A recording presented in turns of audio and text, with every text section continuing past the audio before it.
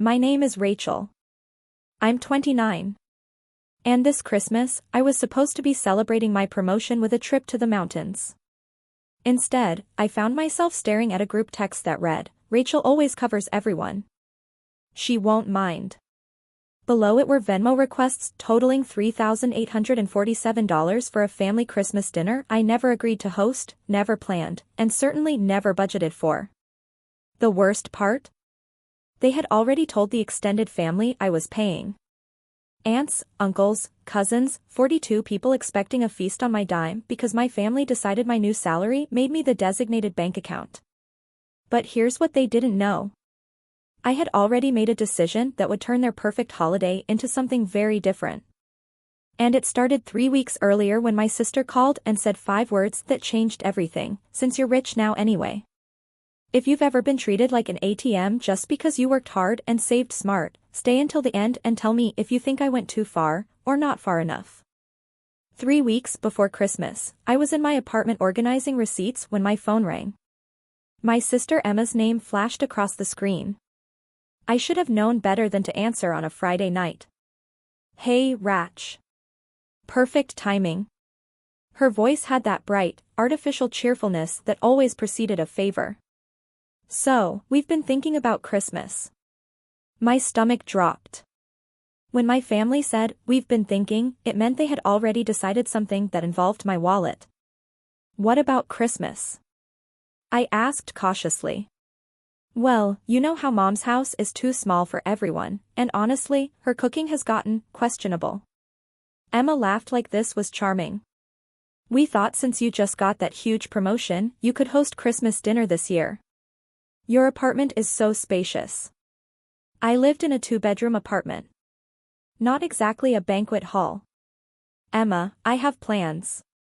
I booked a cabin in the mountains months ago. Remember? I told everyone at Thanksgiving." "Oh, that." She waved it off like I had mentioned buying socks. "But this is family.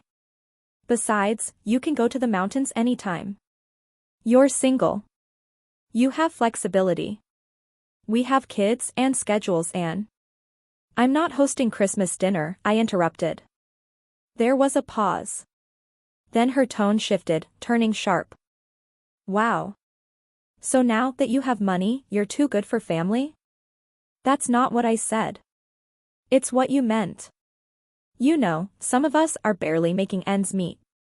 Tyler lost his job. I'm working 2 part-time positions. Mom's on a fixed income. But sure, go spend hundreds on a mountain cabin while the rest of us struggle." The guilt landed like it always did, heavy and familiar. But underneath it, something else stirred. Anger. Because here's what Emma didn't mention, Tyler lost his job because he quit without having another one lined up. Emma worked part-time by choice because she wanted flexible hours. And Mom's fixed income included the rental property Dad left her that brought in $2,000 a month. But I was the one with the huge promotion, a title change that came with a $12,000 raise before taxes. Suddenly, I was rich. Suddenly, every family expense was mine to handle. "I need to think about it," I said, my voice tight. "What's there to think about? Either you care about family or you don't.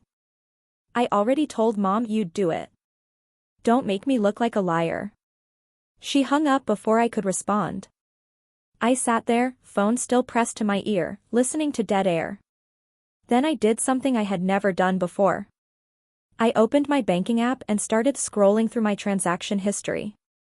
The list was longer than I expected. Mom's car repair, $850. Tyler's kids' school trip, $200. Emma's emergency, dental work, $600.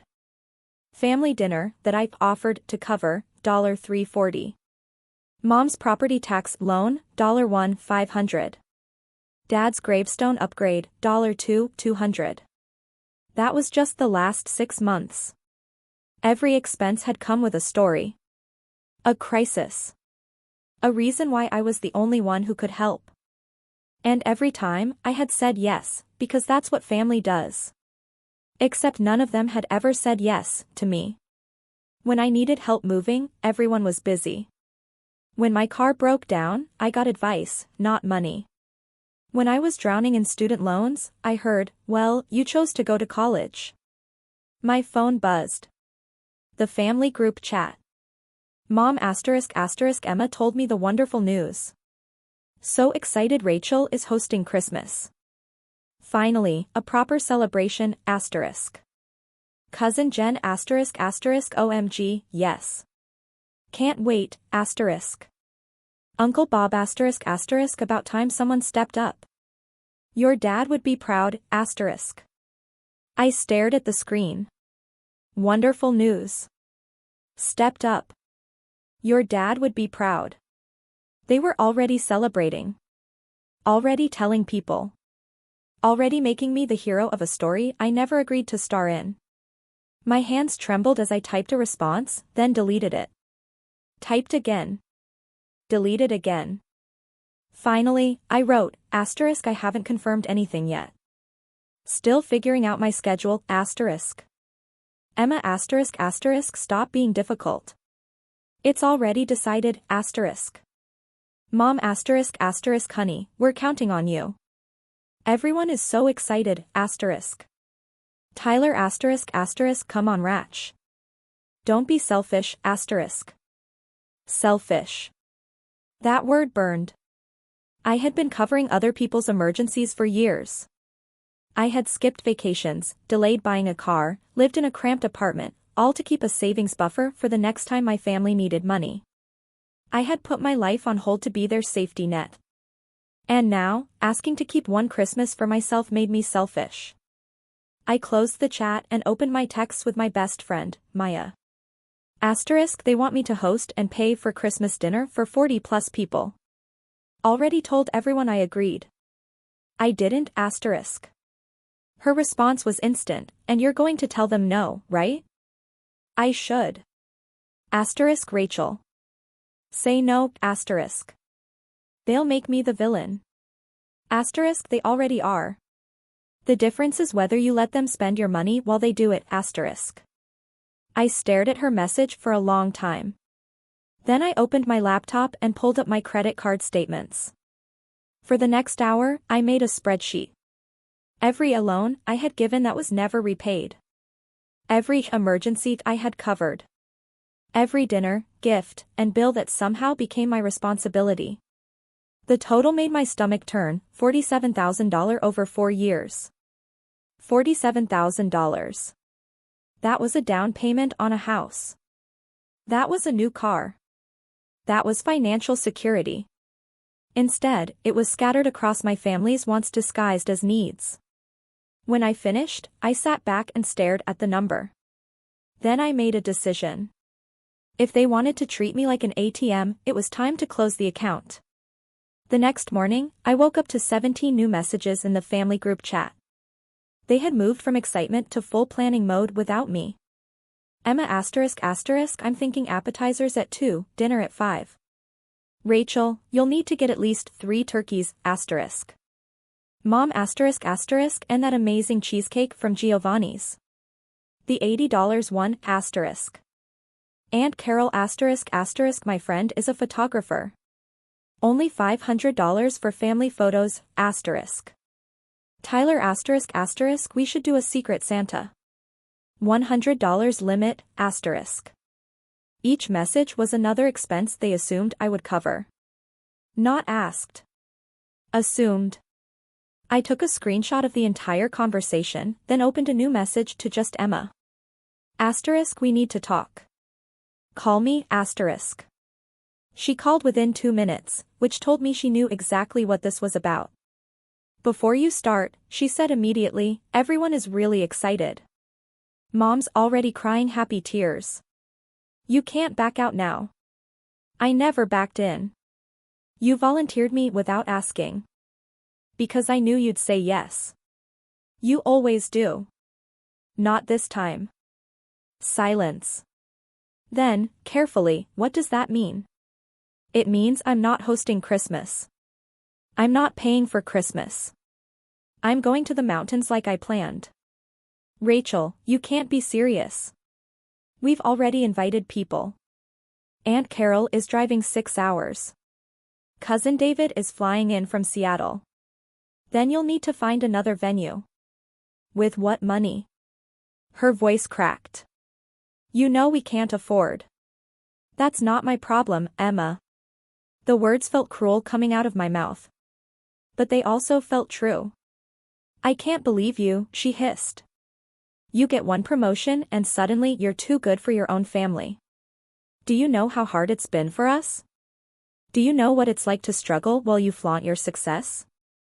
Flaunt my success? I almost laughed. I drive a 12-year-old car. I buy clothes on clearance.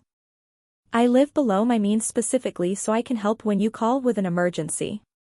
Which you do. Constantly. That's what family does. No, Emma. That's what I do. When's the last time you helped me with anything? Another silence. Longer this time. That's different, she finally said. You don't need help.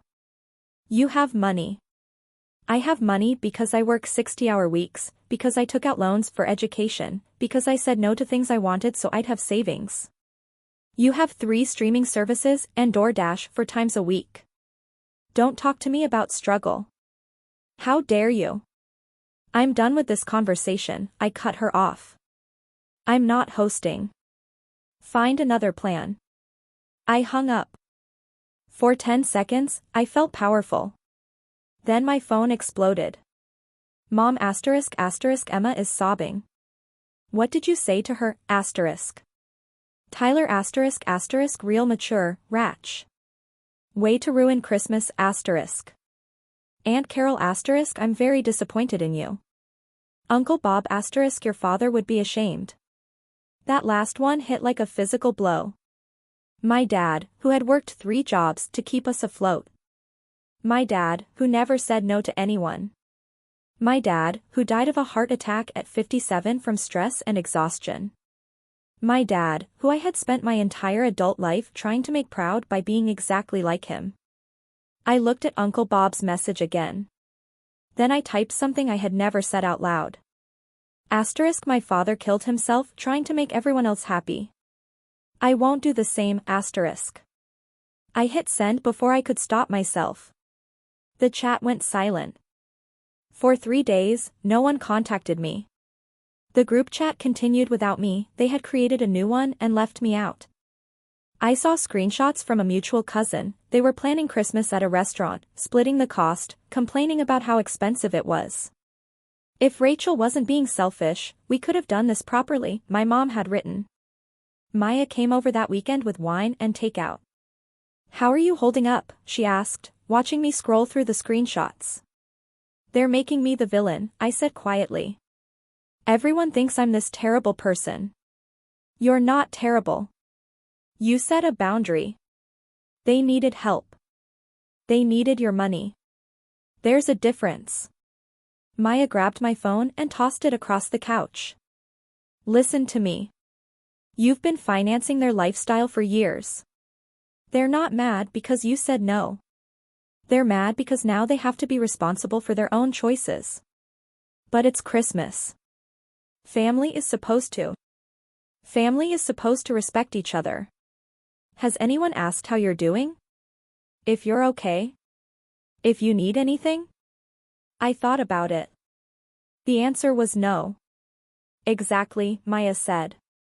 They only call when they need something. That's not family. That's a transaction.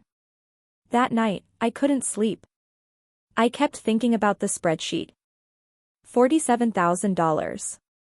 What had I gotten in return? Not gratitude. Not reciprocity. Just the expectation that I would always be there, wallet open, no questions asked. At 2 a.m., I made another decision. One that would either free me or destroy what was left of my family relationships. I opened my email and started a new message to the family group chat email list. Subject, about Christmas and money.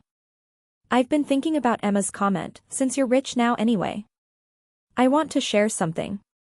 Over the past 4 years, I have given or loaned our family $47,000. I have a spreadsheet if anyone wants to see it, asterisk asterisk. This includes asterisk. Mom's car repairs, property taxes, and various emergencies, $12,000. Emma's dental work, kids' expenses, and bills, $8,500. Tyler's rent, job search expenses, and miscellaneous, $6,000. Family dinners and events I've covered, $4,200. Dad's gravestone, $2,200. Various other family requests, $14,100. I never asked to be repaid because you're family and I love you. But now I'm rich and it's selfish for wanting to spend one Christmas on myself? Here's what you don't know, asterisk. I work 60-hour weeks. I haven't had a vacation in 3 years. I drive a 2012 car because I couldn't afford a new one. I live in a small apartment because I kept money aside for emergencies, yours. I have $8,000 in my savings account. That's it. That's my entire safety net, asterisk asterisk. So when you say I'm rich now anyway, you're talking about a $12,000 raise that, after taxes, adds up to $730 a month. That's one family emergency, asterisk asterisk. I'm not hosting Christmas. I'm not paying for Christmas. I'm not covering any more expenses, emergencies, or loans. I'm going to the mountains, and I'm going to remember what it feels like to choose myself first. If that makes me selfish, then I'm finally okay with that. Merry Christmas. Rachel. I stared at the email for 20 minutes. My finger hovered over the send button. Then I thought about my dad. About his heart attack. About how he died never having said no, never having taken care of himself, always putting everyone else first. I hit send. The fallout was immediate and explosive. My phone started ringing within minutes. Mom first, then Emma, then Tyler. I let every call go to voicemail. The voicemails were brutal. Mom asterisk asterisk, how could you humiliate us like this? You made me sound like a charity case. I'm getting calls from everyone. I can't believe you'd air our private business, asterisk. Emma asterisk asterisk, you're a vindictive bitch. You did this to make us look bad. Don't ever contact me again, asterisk. Tyler asterisk asterisk, real classy, Rachel. Putting a price tag on family. Dad would be disgusted, asterisk. But there were other messages too. Cousin Jen asterisk asterisk, hey. I had no idea you'd been covering so much. That's not fair to you. I'm sorry, asterisk. Aunt Carol asterisk asterisk, Rachel, your email made me think. I've been asking you for money too, haven't I? I never realized how much you've been carrying, asterisk. Uncle Bob asterisk asterisk, your father would be proud of you for standing up for yourself. I'm sorry I said otherwise. Call me when you're ready, asterisk. The split was clean and obvious. Half the family thought I was a monster. Half suddenly saw what had been happening all along. My phone buzzed with a new text from a number I didn't recognize. Asterisk, this is David, Seattle cousin. We've never talked much, but I wanted to say, I've been the family ATM too. They stopped asking when I stopped answering. It gets better. Stay strong, asterisk. I stared at that message for a long time. Then I turned off my phone completely. On December 23rd, I drove to the mountains. 4 hours of winding roads, fresh snow, and silence. My phone was still off. My conscience was still wrestling with guilt. The cabin was perfect, small, warm, and mine. I unpacked slowly, made hot chocolate, and sat by the fireplace watching snow fall outside. No one asking for money. No one expecting anything. Just me and the quiet. On Christmas Eve, I finally turned my phone back on. 387 messages. I didn't read most of them. But I did read one from my mom, sent that morning. Asterisk, I've been thinking about what you said. About your father. You're right. He couldn't say no and it killed him. I don't want that for you. I'm sorry I've been asking so much. I'm sorry I didn't see it. I hope you're having a peaceful Christmas. We'll talk when you're ready. I love you, asterisk. I cried. Not from guilt this time, but from relief. On Christmas morning, I woke up to fresh snow and silence. I made breakfast. I read a book.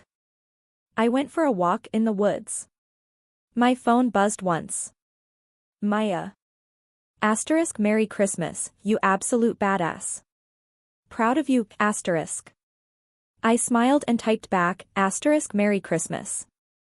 I'm proud of me too, asterisk. The real test came after Christmas. January 3rd, Mom asterisk Rachel, honey. The furnace broke. I know you said no more money, but I'm desperate. It's 40 degrees in the house asterisk. I stared at the text. The old me would have already sent money. The new me took a breath and typed. Asterisk have you called Tyler or Emma? Have you checked your rental income? Have you looked into payment plans with the repair company? Asterisk. Mom asterisk Tyler and Emma don't have money. You know that asterisk.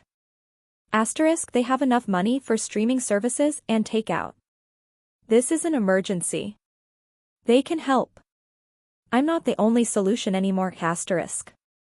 Silence. Then, hours later, asterisk Tyler is paying half. Emma is calling repair companies. You're right.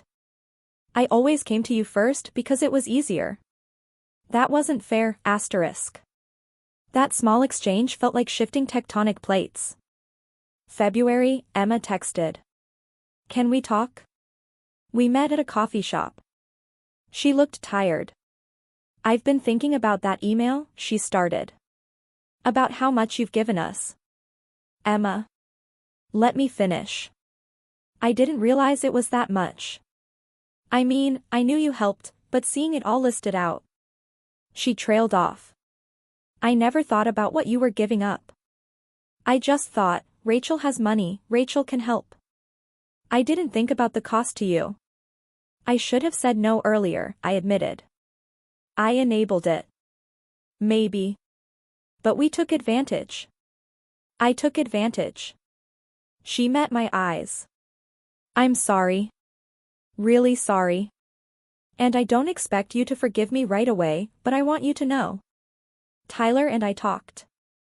We're going to pay you back. I blinked. What? Not all at once. We can't. But we made a plan. $200 a month from each of us. It'll take years, but you'll get your money back. I felt something crack open in my chest. Emma, you don't have to. Yes, I do. Because it wasn't a gift. It was us stealing your future. And because. Her voice wavered. Because I miss my sister. Not the ATM. My sister. We both cried in that coffee shop. It wasn't a fairy tale reconciliation. We had years of resentment to work through. But it was a start. March, Tyler asterisk Mom's birthday is coming up. We're splitting a gift 3 ways. Your share is $50. Want in asterisk. I smiled. Yes. This Christmas, I'm going to my family's celebration. But I'm driving separately so I can leave when I want. I'm bringing a store-bought dessert, not a homemade feast. I'm staying 2 hours, not 2 days. And when Tyler's kid asks if I can take him to the movies next week, I'm going to say, let me check my schedule, instead of automatically saying yes. Because I learned something from that mountain cabin and that brutal email, setting boundaries doesn't make you selfish. It makes you visible. For years, my family didn't see me. They saw a resource. It took closing the bank account for them to finally look up and notice the person behind the ATM. Some relationships didn't survive. Aunt Carol still sends me passive-aggressive Christmas cards. Cousin Jen unfriended me on social media. A few relatives think I'm cold and calculating. But the people who matter, Mom, Emma, Tyler, even Uncle Bob, they're learning to see me differently. Not as the family safety net, but as Rachel. A person with limits, with needs, with her own dreams that deserve space. And that's worth more than $47,000. So here's my question for you, how many times should you light yourself on fire to keep others warm before you finally admit you're the one freezing? I can't give you a number. But I can tell you this, the moment you stop, they'll either learn to build their own fire, or they'll blame you for the cold. Either way, you'll finally be warm enough to know the difference. Was I wrong to send that email? To expose the dollar amount? To refuse Christmas? Or was that the only way to make them see that love without boundaries isn't love, it's just exploitation with a holiday bow on top? You tell me.